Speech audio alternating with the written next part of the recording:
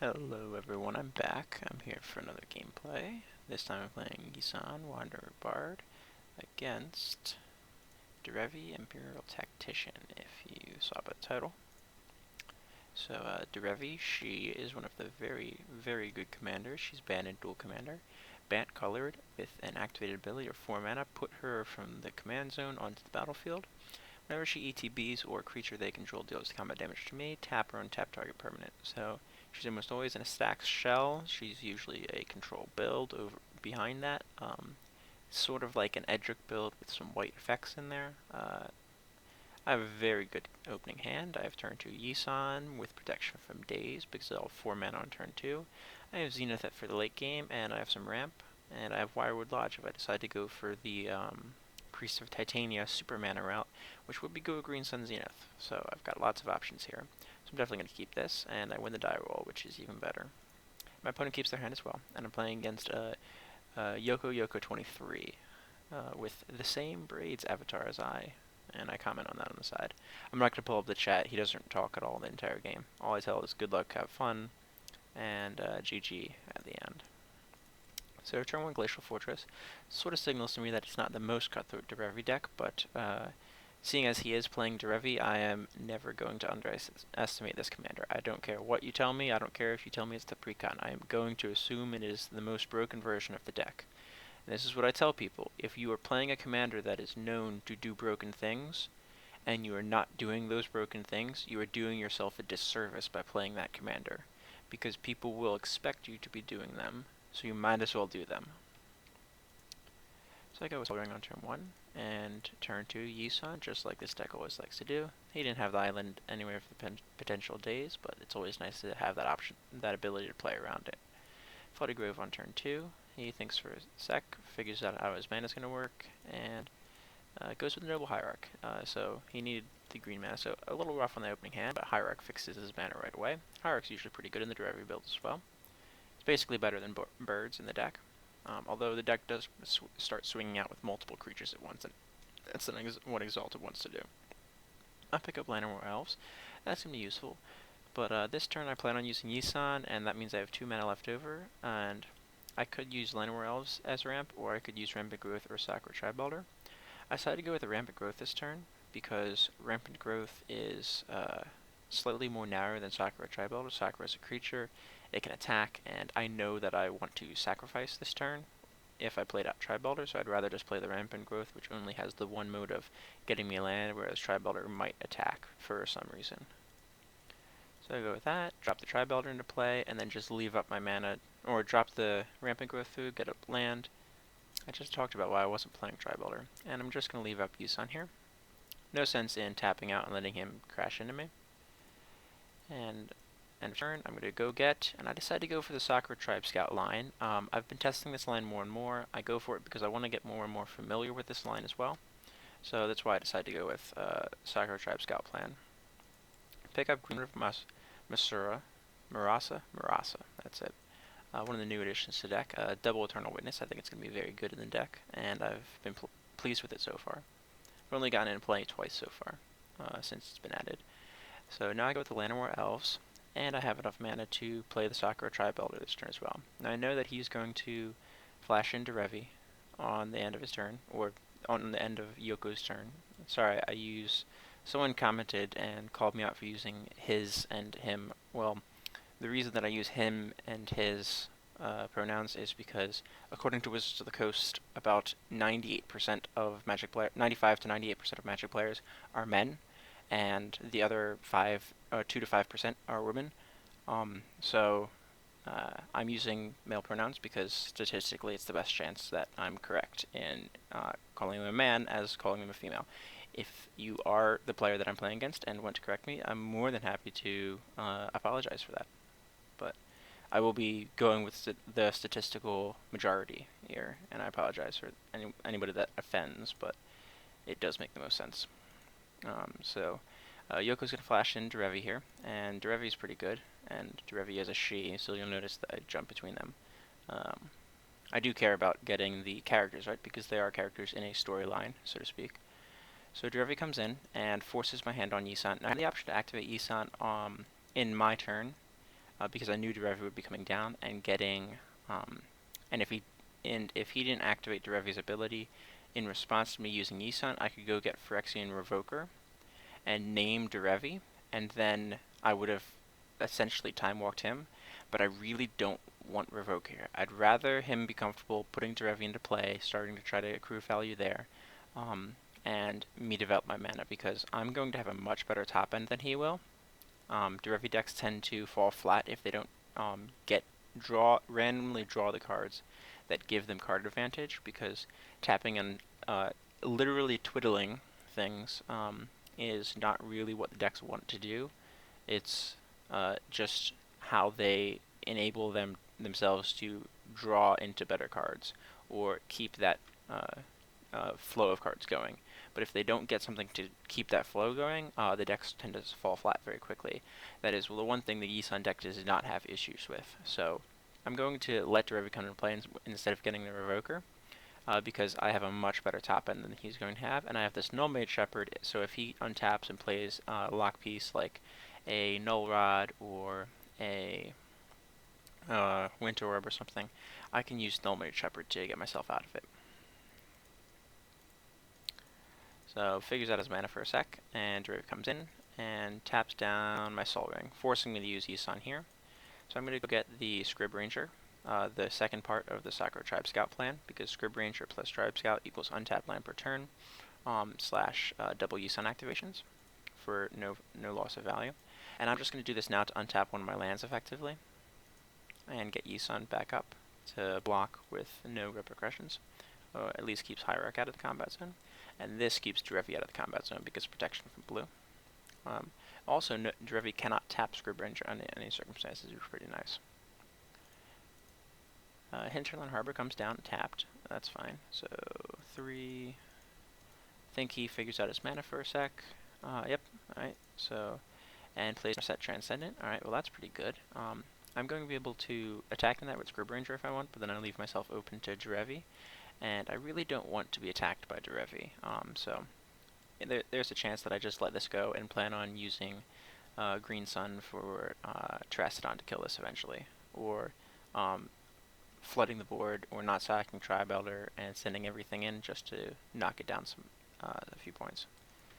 So Narset ticks up, and he reveals nothing, thankfully, so I feel pretty good about that. And he's been having mana troubles this whole game, so I decided to just try to ramp out ahead of him more. I'm not really worried about Narset. I have 3 turns until he activates for Emblem. That said, my opponents can't cast non-creature spells. It doesn't really bother this deck too much, considering I think about 40% of its creatures, or 35% of its creatures, or lands. And then another 35% is lands currently. I think 35 or 36. And I do this math, realize that I'm not going to be able to use Sun again because I don't have a ring and Llanowar wasn't untapped, so that's okay. Because I could have bounced land, untapped Tribe Scout, use Tribe Scout, put a second land in play, but I would have Yisan at 2, not Yisan 3. So I pick up Stinger Fling. I'm going to check my mana for a sec, and I think about running Stinger Fling out, having the mana to activate Yisan at 3, and that way I can kill Derevi, attack him with 2 creatures, and have Yisan up, drop Narset down to 5. But it doesn't really do that much, and I really don't want to spend Stinger Fling Spider on something that he can just replay on his turn, or that is never going to increase in mana cost. I'd rather this be saved in case he untaps and plays something like Consecrated Sphinx that I just absolutely have to deal with immediately. Derevi is not that much of a threat to me, especially when I have an infinite blocker for it. So I decide to change that, and I Yisan for 3, and I could have gone for 4 here by holding control on my keyboard, using Scrib Ranger in response, and gotten 2 4s by doing the combo between Scrib Ranger Scout and Yisan. But I decided to go for 3, mostly because I want to continue my ramp plan out. I get Spellbane Centaur, and that keeps all of my creatures from being tapped by Derevi, because it prevents all of my creatures from being targeted by blue sources. So I consider that for a sec, but I really want to just get out ahead of him in mana. I know I'm going to have the top end. If you ask my board, I have Green Warden, who is an Eternal Witness plus a 5/4 beater. I have Stinger Fling to deal with Derevi after Wrath, and I have Green Sun ultimately. So I decided to just go for the Wood Elves. And then the other thing that Wood Elves lets me do is, next turn I'll have 1, 2, 3, 4, 5, 6, 7, 8 mana. 9 including the Llanowar Elves.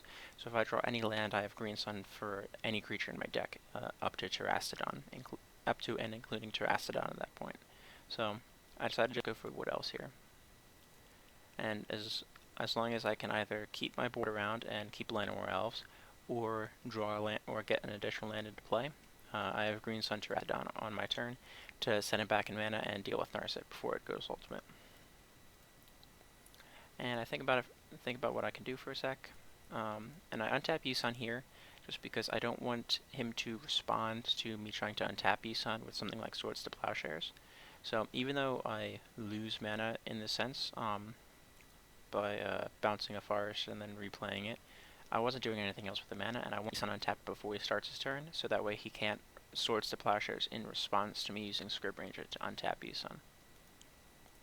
And this way I have exactly 6 mana. I can go to 3, to 4, and then 5, or I can go skip 4 and get 2 5s.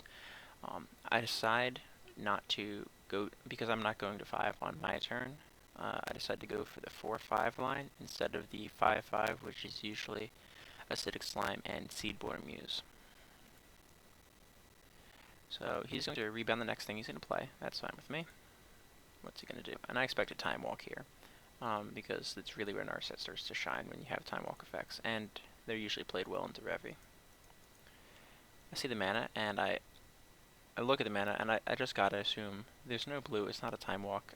He was hiccuping a little bit on the Flooded Grove, but I saw that he went for green instead of blue. He filtered the Fortress in blue into green, so I decided it's not a Time Walk, and I was right. It was Terminus. Well, that's usually pretty good, and he must be thinking that he's going to be able to replay Derevi, wipes my board. That said, I've played 2 cards out of my hand, and he's played 1 card out of his hand. 2 of the cards that I got out of my deck with Yisan. Yisan will go back to my command zone, so I'm going down 2 to his 1 and 1. So it's actually an even trade. The fact that it rebounds is pretty good because it keeps me from deploying anything into board to be able to attack, so it guarantees him that I have nothing on my next board and then nothing that's attacking the following turn, in theory, because he'll be wiping twice. It's a pretty cool play with Narset because it means Narset went down to 5 this turn, will go up to 6 next turn, then I play creatures that can attack, and then up to 7 again. So it basically means Narset did nothing for 2 turns, but it kept my board clear. Nice little interaction between them. So I'm going to use Yisan in response, and I think about it, and I decide that I'm going to go for the 4 because I have 1 creature in my deck that's going to get me to my Green Sun Zenith mana, despite Terminus, and I go and get Solemn Simulacrum.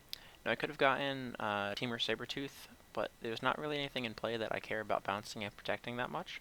Chameleon Colossus is pointless against him, Acolyte doesn't matter, Oracle Moldiah, I don't have a ton of lands in my hand, so I'm definitely going to get the Sad Sam. I'm just using Yisan basically as a rampant growth at this point because Sad Sam's going to be put back in my deck.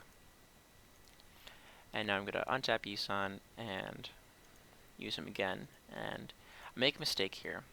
And it was silly because I didn't play around it.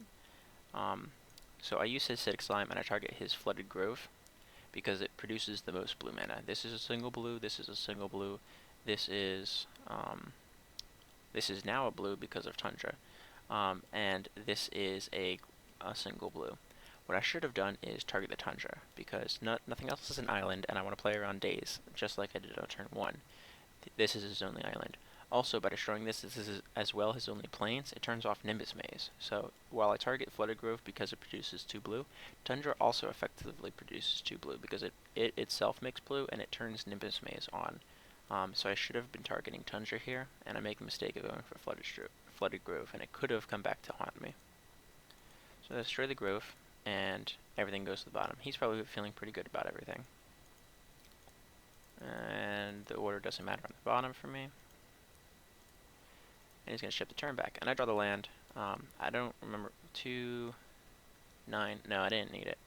I had 1 extra that would appear. Yeah, I had 1 extra. So 6, 3, 9, Green Sun Zenith.